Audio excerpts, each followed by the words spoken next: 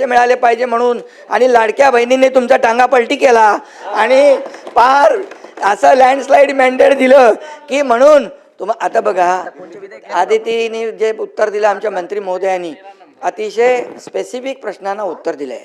आणि तुम्हाला सांगतो कुठल्याही परिस्थितीमध्ये लाडकी बहीण योजना तुम्हाला वाटतं कमी होईल, बंद होईल, मी सांगतो तुम्हाला लाडकी बहीण योजना कधीही बंद होणार नाही. आणि सांगतो तुम्हाला, तुम्ही 2100 रुपये बोलले केल्या त्यामध्ये दुसरा कोणताही लाभ घेतलेला नसला पाहिजे अशी कंडिशन होती का?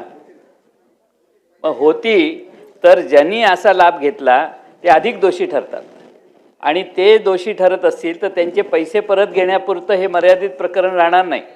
तर त्यांना अशी सिच्युएशन असताना मी दुसरीकडून लाभ 500 रुपयाचा घेतोय आणि तरी मी तुमच्याकडून 1500 मागितले आणि ती कंडिशन असेल तर त्या सगळ्यांच्यावर तुम्ही गुन्हे दाखल करणार काय?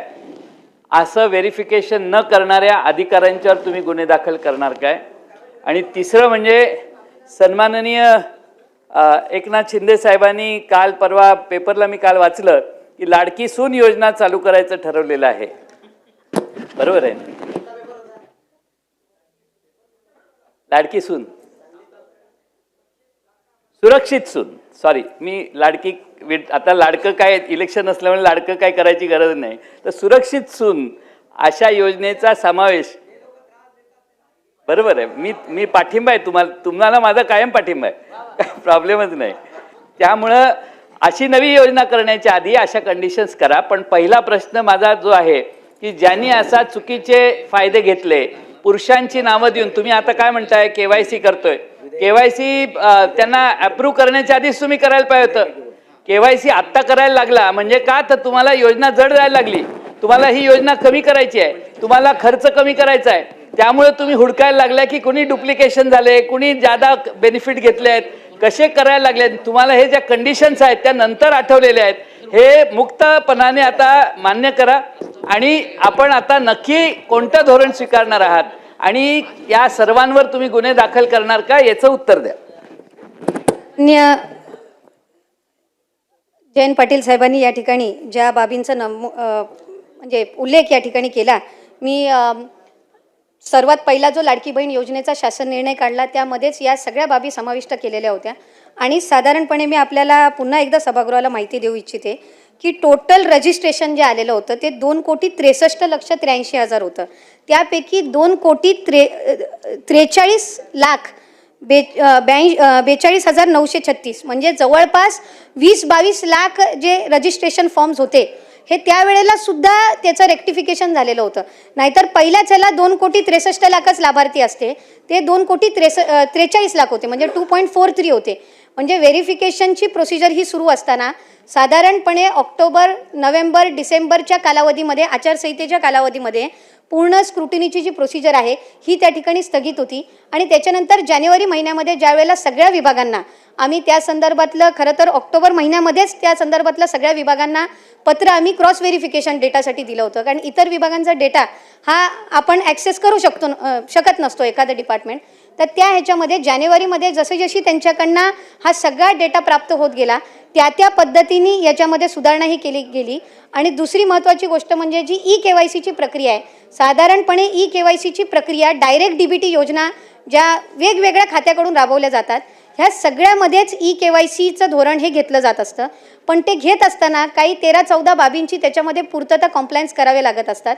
त्या दृष्टिकोनातून हा 7-8 महिन्याचा कालावधी जरी लागला तरी ज्या विभागाकडून आम्हाला जानेवारी महिन्यापासून डेटा मिळाला त्या पद्धतीनं त्याचं क्रॉस व्हेरिफिकेशनची सुरुवात केली. आजही KYC प्रक्रिया करत असताना 31 डिसेंबरपर्यंत त्याची शेवटची मुदत आहे. पण साधारणपणे 2.25 कोटीपेक्षा अधिक महिलांची KYC झालेली आहे. म्हणजे पुढच्या 15-20 दिवसाच्या कालावधीमध्ये पण जी लाभार्थ्यांची संख्या आहे त्यांना KYC करण्याच्या संदर्भामध्ये निवडणुकीचा विषयच नाही. खरं तर सन्मान्य सदस्यांनी सुरुवातीलाच उल्लेख केला की लाडकी बहीण योजनेला विरोध नाहीये. हा लाभ जो आहे हा माता भगिनींनाच मिळालेला आहे. काही ठिकाणी पहिल्यांदा लाडकी बहीण सारखी योजना ही महायुतीच्या सरकारने आणली, ती चांगल्या पद्धतीनं त्याचा लाभ हा पोचावा या दृष्टिकोनातून आम्ही काम करत आहोत. आणि मला सन्मान्य सदस्य महोदयांना सुद्धा, भास्करराव जाधव साहेब असतील आणि इतर सगळ्यांना सुद्धा सांगायचं आहे की या योजनेला 1 वर्षापेक्षा कमी कालावधी झालेला आहे आणि सर्वात जास्त लाभार्थी असणारी ही योजना, त्याच्यामुळे वर्षभराच्या कालावधीमध्ये याच्यामध्ये काही त्रुटी सुधारणा ह्या सगळ्या बाबींवर आम्ही लक्ष केंद्रित करत आहोत. धन्यवाद. सन्माननीय सदस्य जयंत पाटील साहेब बोला. 2 अध्यक्ष मिनिटांमध्ये महोदय, कन्क्लूड करा साहेब. सन्माननीय मंत्री महोदयांनी सांगितलं की KYC करायला बराच 13-14 कंडिशन्स असतात. या कोणत्याही कंडिशन्स या योजना ज्यावेळी जाहीर झाली त्यावेळी लावण्यात आल्या नाहीत. आता तुम्ही लावायला लागल्या. आणि तुमच्या वेबसाईटवर जर बघितलं तर मागच्या महिन्यामध्ये 1,06,00,000 महिला एवढाच आकडा दिसत होता. आपलं म्हणणं असं असेल की आता 1,70,00,000 झालेले आहेत किंवा 75,00,000 झाले आहेत. म्हणजे जसं KYC होईल तसं तसं चाललंय. त्यामुळं अर्थ खात्याच्या ते किती तुमचा आढावा घेतात मला माहीत नाही. पण अध्यक्ष महोदय, KYC उशिरा करणं, चुकीच्या लोकांना लाभार्थी देणं, आमचा लाडक्या बहिणीला पाठिंबाच आहे, आमचा एकनाथ शिंदे नाही पाठिंबा आहे. काय प्रॉब्लेम नाही ना? बघा, त्यामुळं सगळ्यात राज्य सरकार तुमचं येण्यात फायदा झाला लाडक्या बहिणीचा. पण 1 नंबरचा आमचा माणूस 2 नंबरला जाऊन बसला, हा तोटा महाराष्ट्राचा मोठा झालेला आहे. त्यामुळं ह्या KYC व्यवस्थित केल्या नाहीत, यासाठी तेव्हापासून ज्या मंत्री महोदय होत्या त्यांना जबाबदार धरलं पाहिजेत. आणि हे सगळं जे झालेलं आहे ते माझं पूर्ण होऊ दे.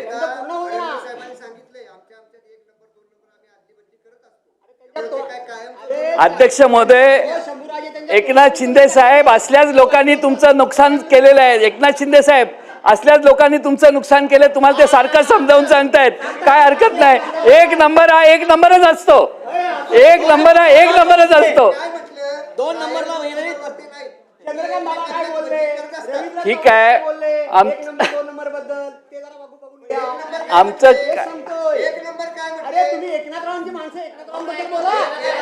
नाही अध्यक्ष महोदय, माझ्या रणनीतीला मला संरक्षण द्या. म्हणून माझा अध्यक्ष महोदय प्रश्नाला सन्माननीय मंत्री महोदयांनी उत्तर दिलं नाही की ज्यांनी चुकीची KYC भरली किंवा भरली नसेल त्यांच्यावर आपण गुन्हे दाखल करणार का.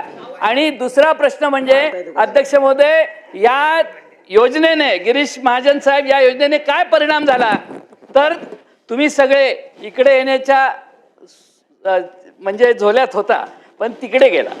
त्याला जो प्रमुख ज्याने हे तुम्हाला योजना आणायचं काम केलं त्या माणसावर अन्याय होतोय असं आता अलीकडे आम्हाला वाटायला लागले.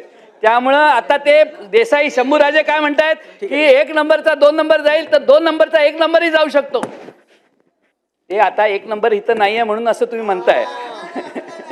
त्यामुळे 2 नंबरचा माणूस 1 नंबरला जाणार आहे या 5 वर्षात, एवढं तुम्ही जाहीर करा. आमचं काही म्हणणं नाही. अजून डबल 1500चा 2100. हा शेवटचा प्रश्न, 1500चा रक्कम 2100 कधी करणार हे आम्हाला जाहीर करा. सन्माननीय सदस्य नाना पटोले साहेब बोला.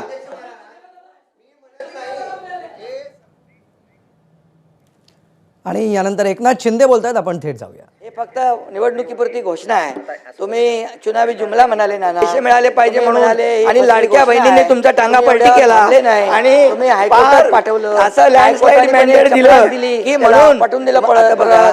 आणि तरी सुद्धा आम्ही त्या ठिकाणी त्या लाडक्या बहीण योजनेचे पैसे नाना जमा केले. त्याच्यामध्ये तुम्हाला वाटलं आता आचारसंहितेत पण पैसे बंद होतील, आचारसंहितेत पण ऍडव्हान्स पैसे आम्ही टाकले होईल. आम्ही पण सर्व तुम्हाला लाडकी बहीण योजना कधी बंद होणार नाही. आणि सांगतो तुम्हाला, तुम्ही 2100 रुपये बोलले, योग्य वेळी आम्ही जे जे बोललोय ते सगळं पूर्ण करणार नाना. कारण लाडक्या बहिणींमुळे तुम्ही जे जे नाही लाडक्या तुम्ही खोडा घालायला प्रयत्न केला की नाही, लाडक्या बहिणीने चांगला जोडा दाखवला की नाही, लाडक्या बहिणीने काय चांगला जोडा दाखवला की नाही, विधानसभेत दाखवला की नाही. आणि म्हणून आता नाना एकच आहे, तुम्ही लाडक्या बहिणींच्या विरोधात कधी बोलू नका बिलकुल. नाहीतर आता येणाऱ्या पुढच्या निवडणुकांमध्ये लाडक्या बहिणी परत या ठिकाणी नाना तुम्ही तुमच्यावर का घेताय, बोला ना. ऐका ऐका ऐका, अरे लाडक्या बहिणींना आतापर्यंतच्या इतिहास किती वर्ष होतं हो काँग्रेसचं सरकार, आतापर्यंतच्या इतिहासामध्ये कधी अशी योजना सुरू केली? आम्ही सुरू केली. त्याला हिंमत लागते, धाडस लागतं आणि लोकांचे पैसे लोकांना देण्याची दानत लागते. ती दानत आम्ही दाखवली. आणि म्हणून या ठिकाणी तुम्हाला सांगतो, लाडकी बहीण योजना कधी बंद होणार नाही.